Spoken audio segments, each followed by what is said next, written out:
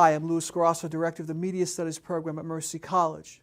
At the end of each calendar year, the program produces a Media Studies Showcase, which highlights some of the work that went on in the classes during that year. This is so students in the program get an idea of what's going on in the classes. So sit back, and I hope you enjoy some of these videos. Hi, I'm Professor Mark Palmieri, and I have the great pleasure of teaching the 4 performance-related courses that run as a cycle, cross-listed between Media Studies and Communication Studies. This semester we had Scene Performance. The other courses in the cycle involve elements of theater, play production, and introduction to acting. So these courses are a little bit different in their emphases, but boil down to performance skills, interpretation of script, building character, voice and movement work, lots of what we call transferable skills, skills that are important and necessary in life in general, in your profession, in your relationships, communication skills, performance skills, voice skills. The project you're going to see a little bit of a sample from is our monologue project. Each of the courses goes through a series of performance projects. Usually the first one has to do with a performer performing a speech from play, from a movie, and what you're about to see are some highlights of our monologue project. Right now, at the end of the semester now, we're finishing up our scene project, and because we're still under the COVID precautions, we're actually filming them as Zoom scenes, which we started to do since COVID happened. And we're having fun adapting plays and movie scenes into Zoom calls. So that's the next project. But you're going to see a little bit of the highlights from our monologue project. And hope you enjoy. So, you want to be a janitor, huh? Oh, really? So at this moment, I'm getting naked! No. I mean, this is the kind of thing that only happens in the movies, and we're not in the movies. I've gotten up early that morning to go jogging, and I keep wondering if there was something in the play or in the movie, something that could set her off, you know? Something I missed. Emily is an amazing woman. She is beautiful, funny, and smart. And any guy would be lucky to have her. If you think you can find another girl like her, you can't. And you treated her like last week's garbage. You know what? Let's go home, I'm out.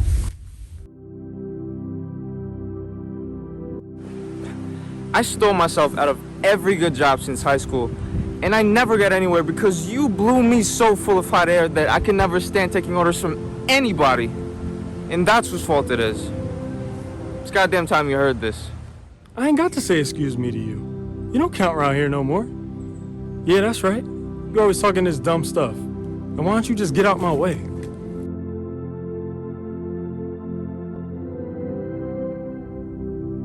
It was 10 years ago. I'm over it. But my mother's not. She blames herself. All she does is sit at home watching the Home Shopping Channel and drinks all day. I told her she should get therapy for that, you know?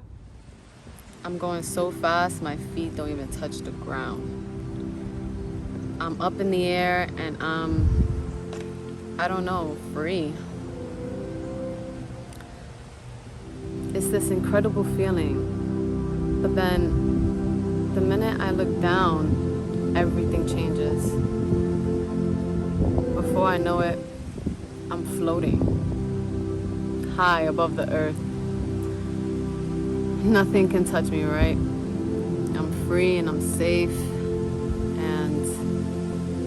and then it just hits me. I'm completely, utterly alone. Most of us were there because of drugs. But you want to know something funny? There were more drugs inside that fucking place than I ever saw on the outside.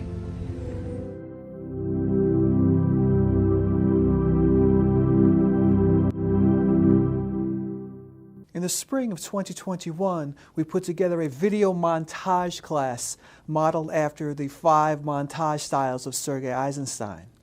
Students used their smartphone technology and video editing software to produce the assignments. Here's a few samples.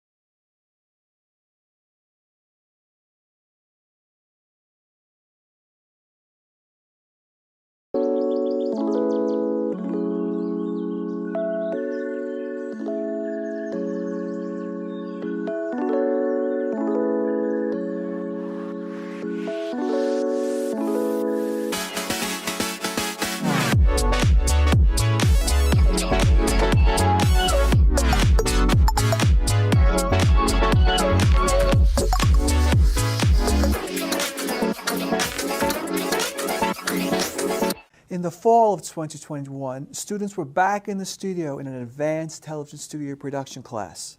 This required each student in the class to write and produce their own scene. No editing is involved in this class. Everything you see here is live.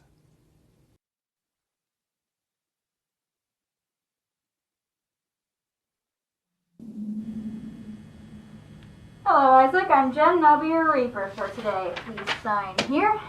Okay, but where am I? Purgatory. Now, please hurry up and sign. We don't have all day or night. Can't really tell. No windows. Whose blood is this? Oh, that's yours. Actually, that spot over there is from the guy who shot you. Whoa, shot me. Yeah. He shot you. You shot him. Both dead. Now here you are. Whoa, I'm dead? I can't be dead.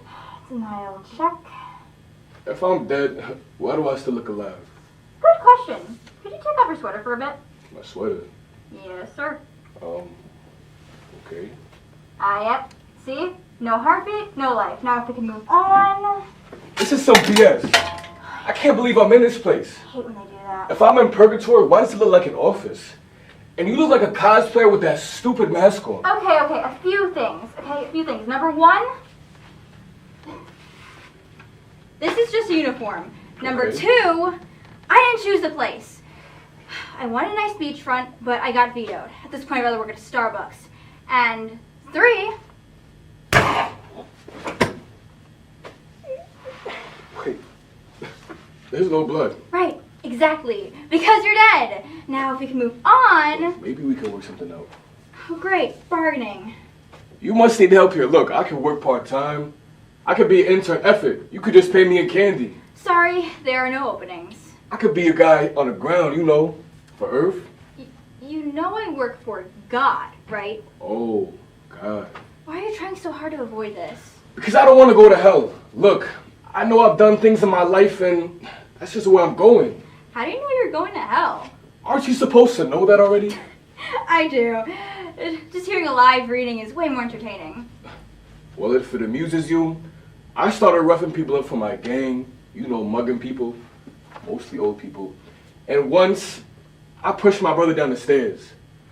Look, I was 7, it was an accident, and it was my turn to use the DS. Yeah, whenever somebody steals a bagel, I push them out the window. Same thing, right? Hey, how did I die anyway? All right, well, it says here, you were about to execute an undercover cop under orders by your leader, Dante. Okay. But in the last second, you shot Dante. Then he got a shot off of you, and then you bled to the ground. Whoa. Why would I save the cop? I don't know. My guess is that you'd never killed anybody, and you just couldn't do it. Oh, so I'm soft. I'd like to say you were noble. You know, I think I'm ready now. All right, good, because I am just about done. Whoa. Reincarnation? Why? Well, you saved a life. Makes sense to give one back, right? Thank you, but what if I mess this all up again? Well, life's full of failing. Fail enough, it'll make all the times you succeed all the more sweeter. That's true. Yeah, but for now, you're gonna have to roll with the punches. Next! Hi, I'm John Misevich, and I teach video editing. Our approach to these editing classes is very much hands-on, and it's also geared to teach people how to edit, not so much how software works. The analogy I usually use is I could teach you how to drive a nail with a hammer, but you might know how to do that. That doesn't make you a carpenter. Similarly, people learn software but don't really know how to use it. So what our approach is very much, again, hands-on and teaching you the process of editing, not so much software. To learn the basics, students do pretty much the same projects. In level 1, there is one that they create completely.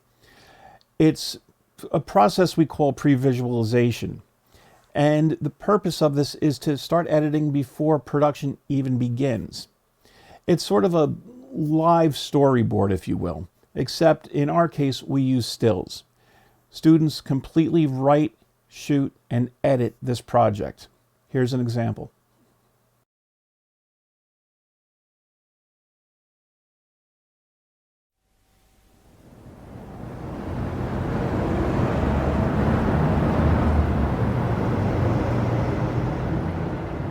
Well, what did everyone say? Well, everyone has pretty much said yes, except for Fionn and Julio. Well, knowing them, they won't respond till later. We can pretty much start planning now. Yeah, I know. Is it just gonna be us, though? You know, making the shots? Yeah, we just have to keep them updated on our plans. From what we know, we have the transportation taken care of. We just need to figure out where we're staying and have a list of things to do. Oh, perfect. I already have a list of hotels. We can divide them between both of us, and we can call to see how much it costs and if they're available.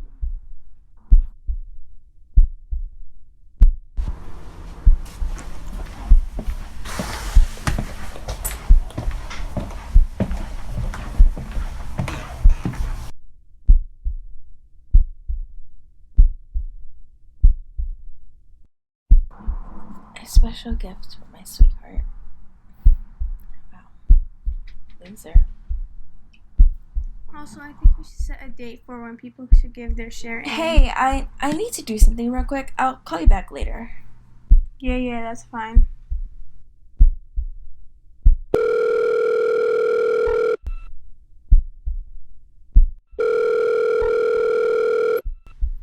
Hey, how's your day going? So far, it's been good. How was your school today? Same old thing. I just wanted to say thank you for the present.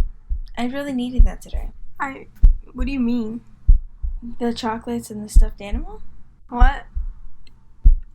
Some kisses for my love, ring any bells? I haven't sent you anything. What?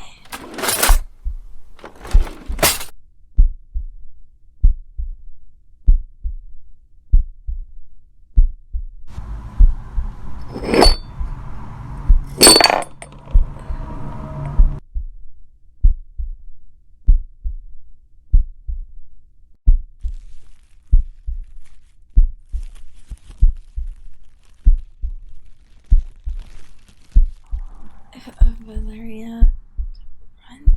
Is this some kind of prank? Because it's not funny. I don't know.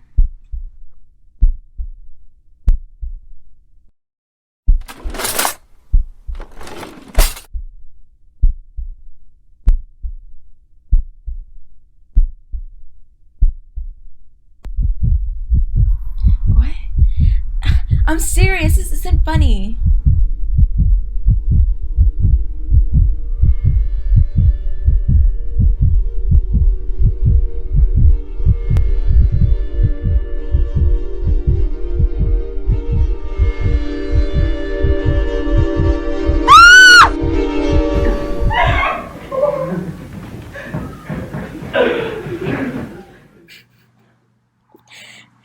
You should have seen your face. Not funny, you guys. I seriously thought I was gonna get murdered.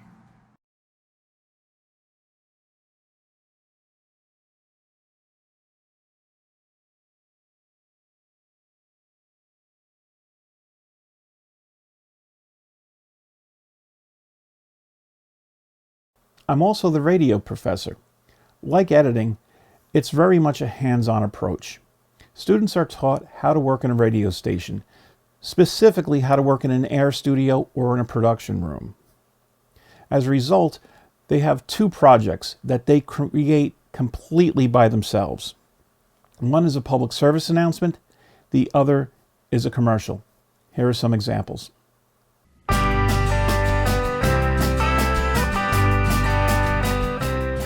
Today, I'm at your local ASPCA to discuss how a dog can boost your mental health. These furry friends can bring your mood from a 0 to a 10 for many reasons. Having a pet creates a responsibility that can motivate you to go for a walk or even just get out of bed to feed them. Getting into a feeding and walking schedule can create a structure for those struggling to get back into a routine and can ease those anxieties about getting back into a schedule. Giving those faithful companions a good pet or belly rub isn't just a feel-good moment for them, although they do love it, but it also helps you to relieve anxiety and increase those happy hormones and feelings. This message is brought to you by the ASPCA. Visit aspca.org to start your search for your new best friend. Again, that's aspca.org. Visit today. As the chill in the air approaches and the leaves begin to change, start your days and end your nights with a warm cup of K-Teas, the tea that is designed to not only improve your mood, but to keep your immune system in tip-top shape. The immune system plays a vital role in keeping our bodies healthy, so why not give thanks by indulging in the rich flavors of peppermint, hibiscus, chamomile, and the list goes on. K-Tea supply also includes staple favorites such as black and green tea. You can find K-Teas at your local retailers. Health benefits are not verified. Hey everybody, here's a glimpse of what we've been up to in 2021, starting with Intercultural Com, where students explore their own identities, values, and behaviors. They develop their cultural sensitivity and competence with others. Take a look. Fields and no electricity. But I want to show you the side of Lancaster that I know and love, the side that is alive with people, the small businesses where my mom and I love to shop each week, and all of the sweet people standing at their stands at market, thrilled with every customer coming up to their shop. Coming from a town like this and moving to a place like New York was a bit of a shock. I'm so used to people interacting, taking their time, enjoying the day, and people in New York are fast, to the point, and always seem like they're in a rush. This makes me cherish being home even more. My favorite thing to do is go to Central Market with my mom and walk around for as long as we want and look at all of our favorite shops. New Yorkers do this too, but in a different way.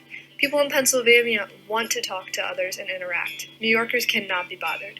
This is all about culture and what I've learned about different cultures just from the vast difference between two states.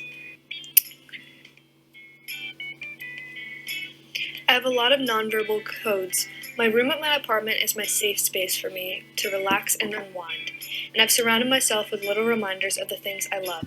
I didn't realize it until now, but I really cherish little things like this, and I have them all surrounding me in my room as good reminders.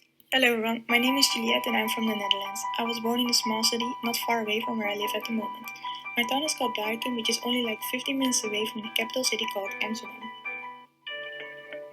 I'm currently living in New York because I'm following a semester abroad. My semester abroad has definitely been an exciting experience with both ups and downs, but overall it has added to a broader worldview. Living in all these different places has taught me a lot about my cultural patterns, how I look at people of other cultures and ethnicities, but also how I behave around them. Living in these different places has also made me think about the self-awareness imperative. I became aware that I will always feel more drawn to my Dutch culture than the other places I've lived in. It gives me a lot of joy as I like to discover new areas and things. This is also where my independence shows, and this is most likely connected to living in an individualistic society. In my daily life, I tend to avoid situations that bring a lot of uncertainty, since I have a high sense of uncertainty avoidance. Besides avoiding uncertainty, I also tend to avoid confrontation. My core values belong exploring new horizons, and for me this has shown in always wanting to go and see places. Traveling is one of them, but I also like to explore my horizons in ways of studying. Honesty and trust are also things that I value a lot in myself and others. It shows me who you can trust and rely on. But something that I also highly value is art. I like going to all kinds of museums in my free time. Besides art, I also value friendship. Making friends in other countries and from different nationalities can be challenging because of the dialogic approach and equivalency. However, it does bring a lot of joy to your life and give you lessons at the same time. I believe that if all these values had been taken away from me, it would feel like there would be a missing piece to my identity management. This is the end of my video. I hope you enjoyed it and thank you for watching. Hello, my name is Peyton Genus, and I am from a small town called Port Jefferson in Long Island, New York. Growing up in the United States in an individualist culture was something that has heavily influenced my opinions, morals, values, and politics. Another aspect of American culture that had a big impact on me was sports. Baseball and football were the main sports I played. A big athletic accomplishment to me was when I was named football captain my senior year. And around the time this happened, I also really got into health and fitness. These happening at the same time led to a big maturity change for me. The most notable change I noticed was my conflict style changed. I changed from a aggressive, emotional, competitive conflict style to a more restrained, intelligent conflict style. And this really made me realize that solving problems and working through them is more important than trying to get your way. That competing in a conflict is kind of useless. So this was a very big turning point in my life. This was probably the biggest leap as a person I made ever since I got rid of this haircut I had in 2000. I don't even want to know what year. I don't even remember this. Since I grew up in a very non-diverse area and didn't travel growing up, I never really was around other cultures. College was the first time I was immersed in other cultures, which was very eye-opening to me. Because people really didn't grow up the same way I did. Things like proxemics, time orientation, and values are all different depending on where you grow up. So the way they were influenced on these things was different than mine. This developed my ability to avoid having biases towards my own culture and to be way more open-minded when it comes to a lot of situations. Another thing that really helped me understand different cultures was moving to Florida. When I moved to Florida, I started working at a country club in Parkland. An area I live in Florida was hit with a very tragic event in 2018. Marjory Stoneman Douglas High School in Parkland suffered a school shooting which resulted in the deaths of 17 people. Since I work in Parkland, unfortunately, I have coworkers who were students at the time of the shooting and they were present when it happened. When they told me their first-hand accounts, it sadly included things like having friends who were killed that day or being on the floor where shootings were happening. While it was very upsetting, it opened my eyes to how a small, tight-knit community similar to the one I grew up in dealt with tragedy, loss, and traumatic events. Throughout the years, all of these things have influenced me and developed me in many different ways. As time goes on in the future, I'm always going to be evolving, growing, and learning about other people in different cultures. And in the end, it's all going to be a part of my story. But for now, thank you for listening to mine.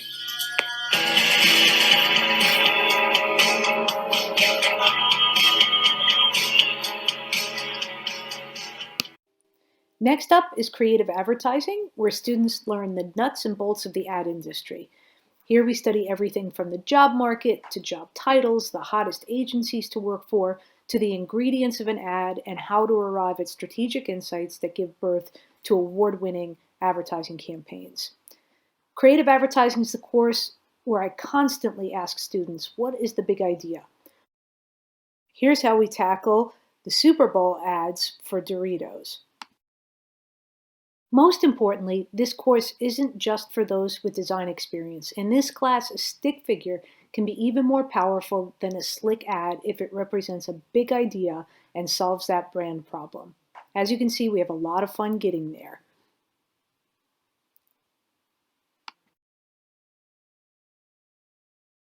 The Doritos Saga Eclipse. Edward and Bella are sitting in Bella's bedroom talking about life.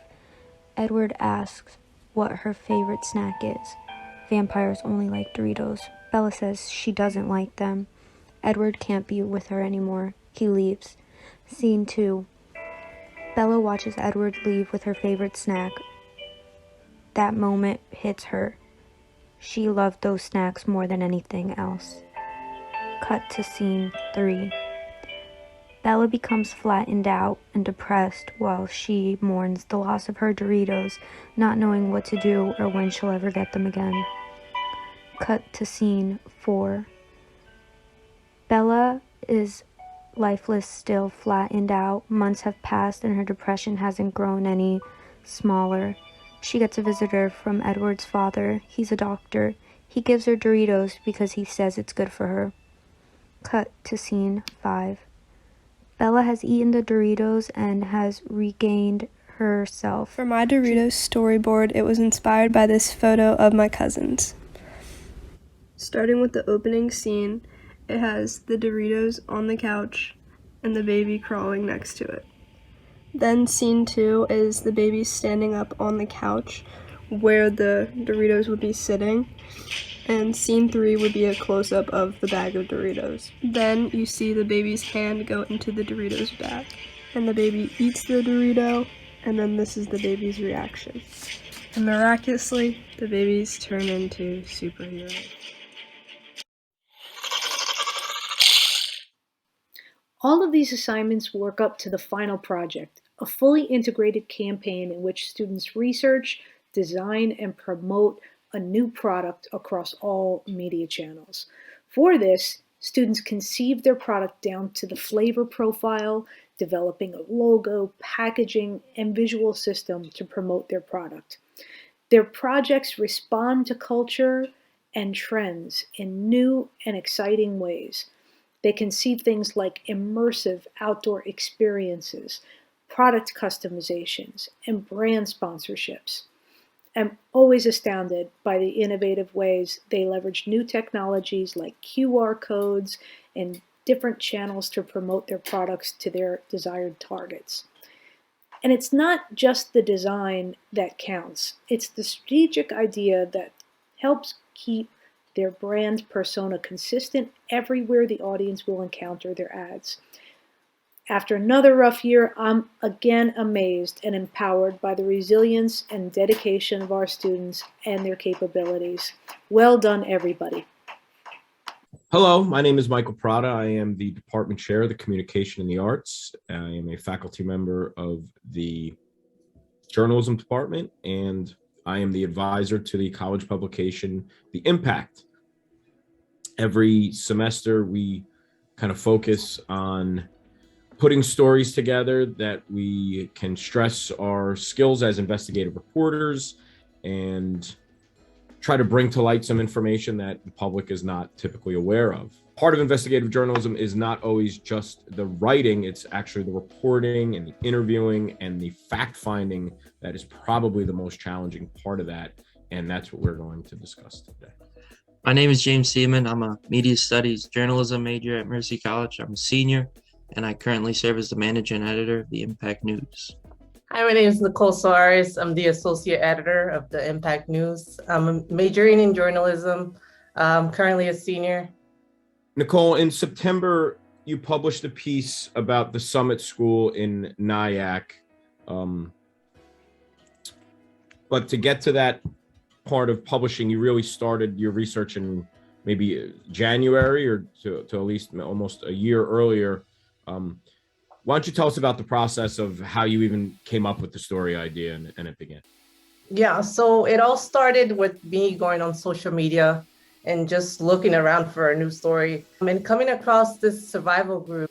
It's about Summit. There's more than like 500 people, members, past students, and they were all sharing their survival stories, and that's what really made me want to look into the school and do my research. I started by reaching out to victims. The first victim I reached out to was the leader of the group, Jason. And at first he didn't trust me. He didn't want to speak to me until, I really told him, like, I'm really interested in the story. I feel like all these people should have a voice.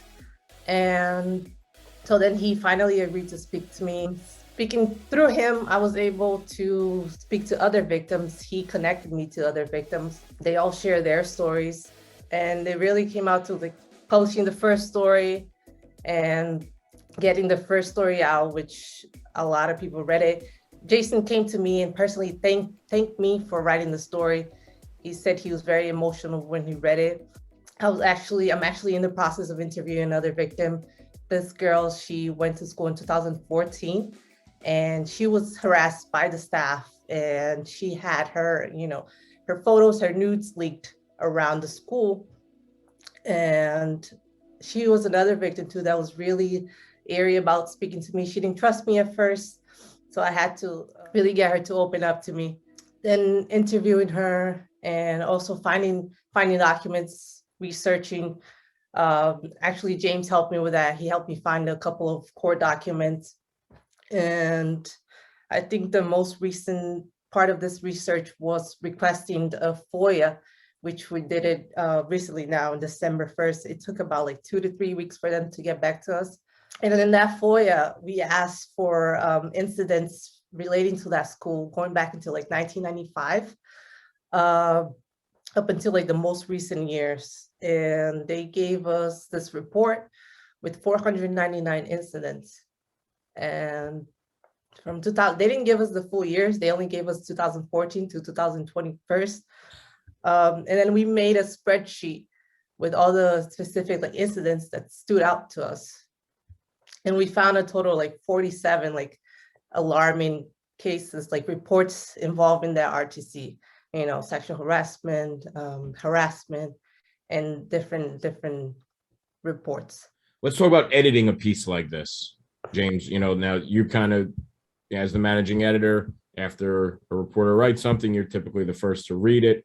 What was going through your mind? Because this is a story of much bigger magnitude than typically published. So what were some of the things you were looking for when you're editing a piece like this? Yeah, so when I first started editing this piece, I was still an associate editor.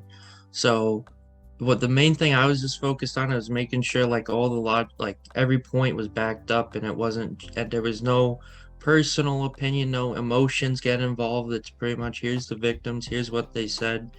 And trying also to point out like other sides, that it wasn't just we went to these people and it stood out to them and this was their experience, and then we just ignored the whole, for example, the Summit side of it.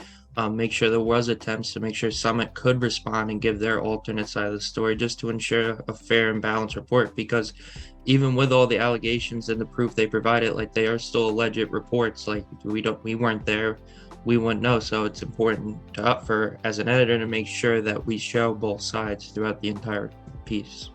James, a school like Summit, and there are others out there like them, they're known as RTCs. Can you explain exactly what that is briefly? Sure. An RTC is a residential treatment center. Essentially what it is troubled youth, or youth who may not have parents in this country or for various other reasons, who need special level of care and attention that they wouldn't necessarily get in a typical adoption center. They go to residential treatment centers where they have clinics on staff, they have doctors on staff in order to provide special level of care to these individuals who may not get elsewhere. You originally filed FOILs, Freedom of Information Law, which is the ability to access local and state documents. And now you're in the process of filing FOIAs, which is the Freedom of Information Act, which allow you to get federal documents. FOILs are fairly simple because if you're in any local municipality, you can go to your village clerk and they have them on staff. A lot of the other ones, like where we dealt with Clarkstown, they've automated the whole system, so you can do it through their website, which is really convenient. But Dobbs Ferry, on the other hand, is more paper-based, and you have to go and appear in person and all that. And FOILs they're pretty much straightforward. You submit your requests. You don't have to provide any like background. Pretty much you just state what you want, and it's up to them to decide. And we really haven't had any issues in getting information from them in the few we've done. FOIAs we're still in the process of doing, and they're a little more intensive. Like there's a higher risk of fees involved just because you're dealing with a federal agency. It also requires you to provide proof of identification. You have to explain why you're requesting documents, why you should be able to get them. And you also have to provide, has to be expedite or not to expedite, because it could take potentially months to a year. Did at any point, Nicole, did it kind of feel overwhelming a little bit at first? Absolutely. Well, when we first filed the FOIA, it was December 1st. We didn't hear back from them until like 2 or 3 weeks later. I didn't actually expect them to get back to us. That was actually quick. They didn't include all the information we asked for. So we will be like requesting more FOIAs. What they gave us is they gave us a list of things. Actually, they didn't give us like each specific report. So like if we want to know more information about those reports, we need to ask for more and like specific. That's why we created the spreadsheet so we can separate which ones stood out to us more. So this is the FOIL that we received from Clarkstown Police Department relating to all the phone calls that were placed from Summit to the Clarkstown Police Department. And it basically just a simple description is it provides incident number, the day and place, time it happened, the place, and the incident type. So it doesn't go into excruciating detail, but it tells you exactly when something happened, and it can help hold them accountable because now there's proof and record that something did happen, and then for future FOILs, they would have to provide information related to that. And how many incidents are listed on that page? Since 2014, there's 499 on these sheets here about that thing. So when you write stories like this, you typically find out that there are a lot of people who are connected to these stories because they have similar experiences. And in the digital age of journalism, it's really kind of surprising of who's reading your story and who's sharing your story and who's commenting story. So Nicole, you had an interesting person, I guess, comment on your story and get involved in it. So what exactly happened? It started through Jace. He actually posted the story on Twitter, and he's close with Paris Hilton because of going through the same situation. And she actually retweeted the story. She read the story. So yeah, it was a huge thing for me. You know, I never expected to reach Paris Hilton, and I didn't know she was actually going through that until, you know, I wrote the story. And then I found out she had also been in a residential treatment facility and she was harassed and abused. And that's how she got to the story. And you're moving forward to do follow-ups, and that's great. And now what's kind of your advice, or what are some of your starting points you would say to other college journalists or journalists who are just getting into the business to tackle a story of this kind of weight? First tip that I would give, you know, to incoming students would be to really like pay attention to things like nobody would pay attention to. Like my thing is like going on social media and like researching groups, paying attention to different, you know, I'm part of a lot of groups in Westchester, just really like snooping around and searching. That's how I came across this story. You know, nobody was paying attention to him. He was just sharing his story and everybody was just putting him to the side. It's really about like paying attention, listening, relating. And also another tip that I would give is always reach out to the other side. You know, as there was a lot of people saying this, but it's also important to reach out to the other side, which is what I did. I reached out to the school. Also reaching out to students that had good experiences with the school to get both sides. When dealing with documents, especially court documents, there's a lot of legal talk and things that like, first of all, you're not used to reading stuff like that. And it's a lot of it's just things they have to say to, like for legal reasons. And you can get really deterred when you're looking at like a 26-page document and you're really only looking for about one paragraph that will be in it. But it's important just to like stick through and like, even though it sucks, like go through it all, because that you could stop one page short and the next page has 3 things on it that's your whole story, and it will keep you going. Another thing is like, especially when reading documents or talking to like victims, it's very easy to let your emotions get involved and you become where you want to, like you're automatically on their side because they're the victim, and it's like you should absolutely believe them until there's reason not to. But you also have to, when you go talk to the other side, you don't go there as like their personal superhero to try to get them justice, like hear them out too, almost in Nicole's point of hearing both sides. But like, don't be professional, don't let your emotions get involved, even though it can be really tough, especially with abuse victims. Great, guys. Thanks for all your hard work and keep it up. Thanks, Pete. Thank you. Yeah. What else are you guys thinking you want to say? I mean, documents, don't get bored by them because sometimes they're excruciating, but He's the documents guy. enjoy a good 990. That's where I'm at in my life. All right.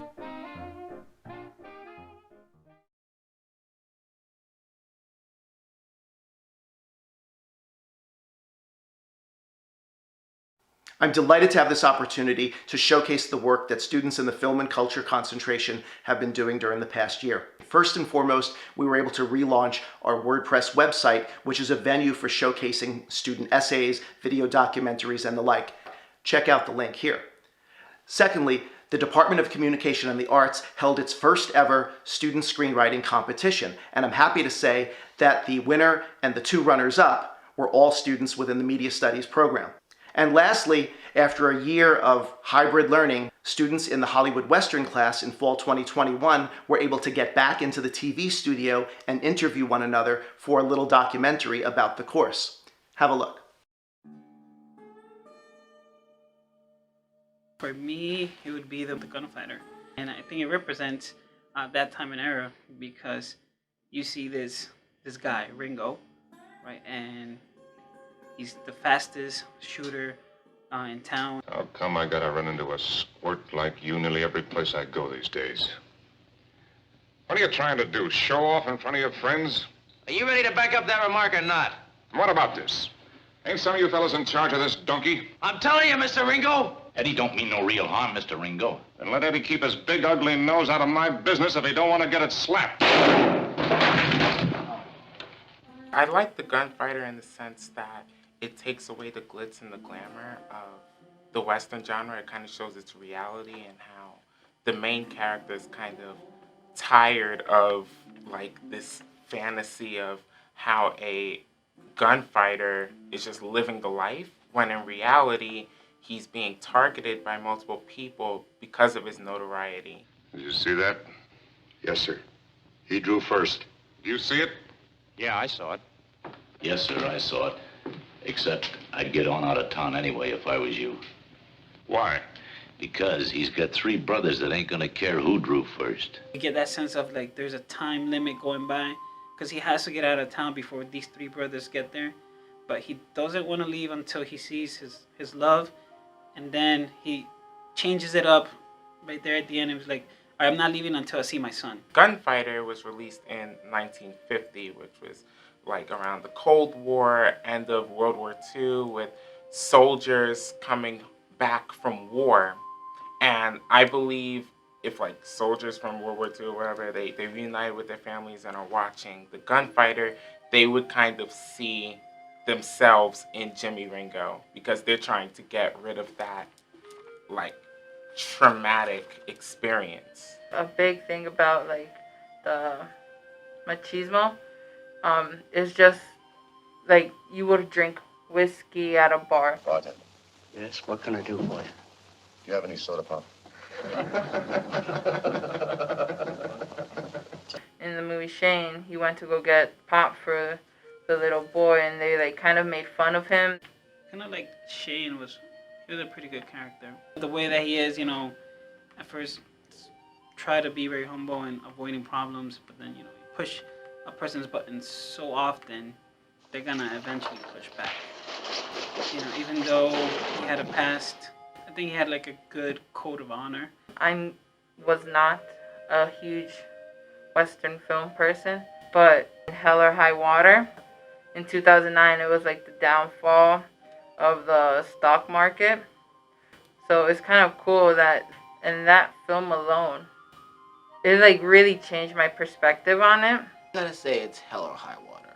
What I love about it is basically, it's not black and white, you know? It's really just 2 boys doing what they think is right.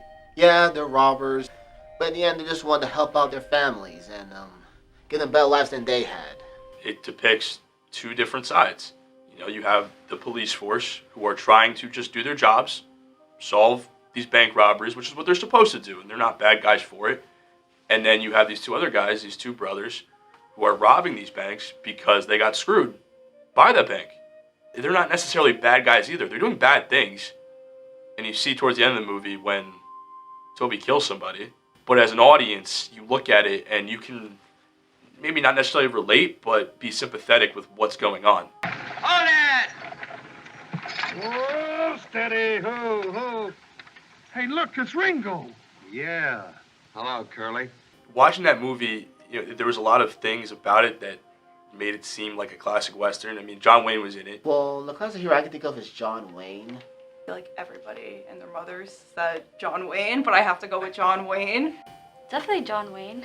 I know this is an obvious answer, but he, from the beginning of like when we saw Stagecoach and all the other movies, like he was the lead actor of all of them because he was the pretty boy in the Western films, which attracted like the audience to wanting to see the film because they saw a familiar face.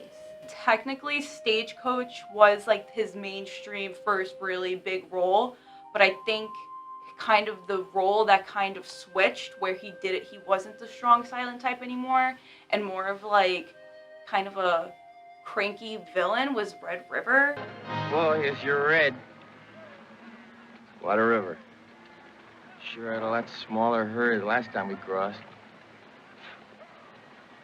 One bull and a cow. Well, this looks like as good a place as any. This'll take us the rest of the day and part of the night. Why not cross fresh in the morning? We'll put them across now. We've got a pretty tired bunch behind us.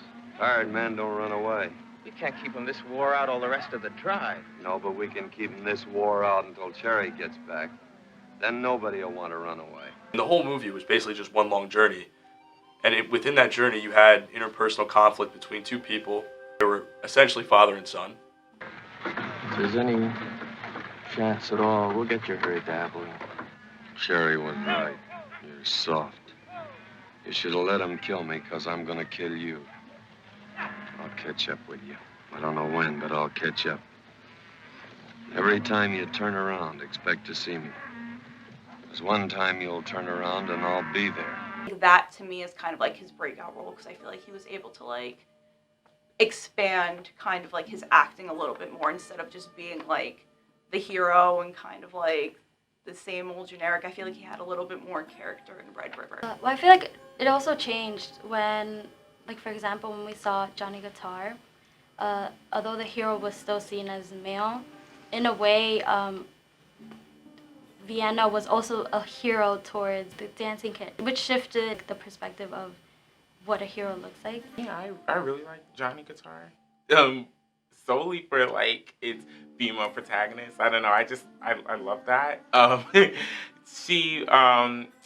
You can kind of see a lot of Western elements in that film because you would see civilization coming into that film because Vienna owned a saloon that was at this prime location of where the railroad would come in.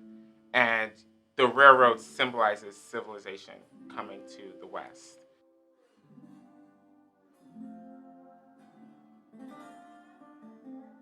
Emma was so infuriating. Like, I needed her to go, and just the way that it ended, it was very satisfying to me, yeah. Movie would probably be High Noon, just because I feel like in that movie, I feel like at that time, I think it came out in 1952, it was when blacklisting was going on in Hollywood, so I think a lot of people, even if they weren't in Hollywood, just in their daily lives, a lot of them were being blacklisted at work because of their views. A lot of it is like mob mentality and kind of people not wanting to step up and kind of fall in line with everybody else. And a lot of people can relate to Gary Cooper's character of kind of just wanting to stand up. Most of the movie takes place in one town, so I kind of like that aspect because most Westerns take place like they're mostly traveling and it's very like open fields, but I feel like High Noon really is very kind of claustrophobic in a way. In the movie, Gary Cooper's character, Will Kane, represents kind of both law and justice. I just think that the themes in that movie kind of represent the Western genre best to me. For me, that would have to be The Good, the Bad, and the Ugly. Probably because I think that's the most iconic Western.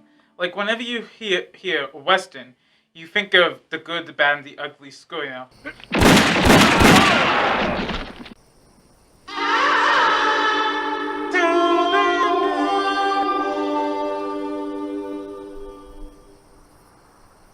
I believe there was a certain charm specifically for Clint Eastwood's character, Blondie, and that's why a lot of audiences liked him. He had like a very stoic expression. He kind of brought an air of mystery about him, and that's kind of like what drawn me to him because now when I imagine a Western, I kind of see his face instead of John Wayne. The classic Western hero originated as somebody who stood by the book, kind of a just a straight arrow type of person. I think that kind of the classic traits of a Western hero is kind of like the strong silent type. He's like the best gunslinger and good morals. They're either trying to get justice for themselves or someone who they love. And then as the genre kind of evolved, I feel like the hero evolved with it, where the hero had these demons. And I think back to a lot of John Wayne characters. And I think back to Stagecoach, where his character is pretty clean. He's chivalrous. He does the right things. He's the hero in the end. And then I think about The Searchers, where his character is not a perfect representation of what a hero should be. Before then, he tended to play the traditional Western hero. Then his character in The Searchers is sort of a deconstruction of those types of characters, and how the character is really just not very pleasant or nice. He's obviously racist. What good did that do you? By what you preach, none. But what that Comanche believes, ain't got no eyes, he can't enter the spirit land. Has to wander forever between the winds. You get it, Reverend. Come on, blanket head. His motives don't always seem pure. He almost kills his niece. In the end, he saves her. And it's all a happy ending, but he's not consistently a clean-cut, black and white type of person. Let's go home, Debbie.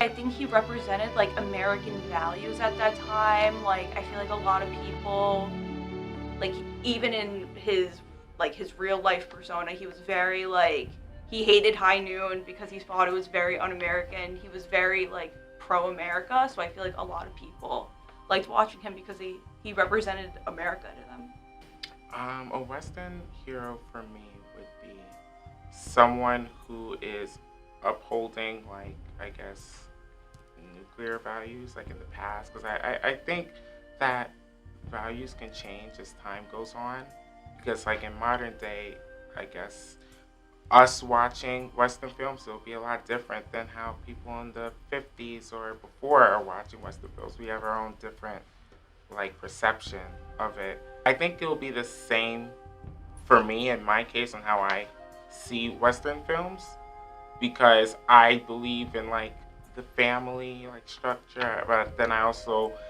kind of relate to Western heroes because they want to be free. They want to, like, if they choose, like, want a different career path, then they could do that. If they want to like leave town and, you know, completely erase their whole identity and make a new one, they can do that. There's no strings attached. There's nothing holding them back.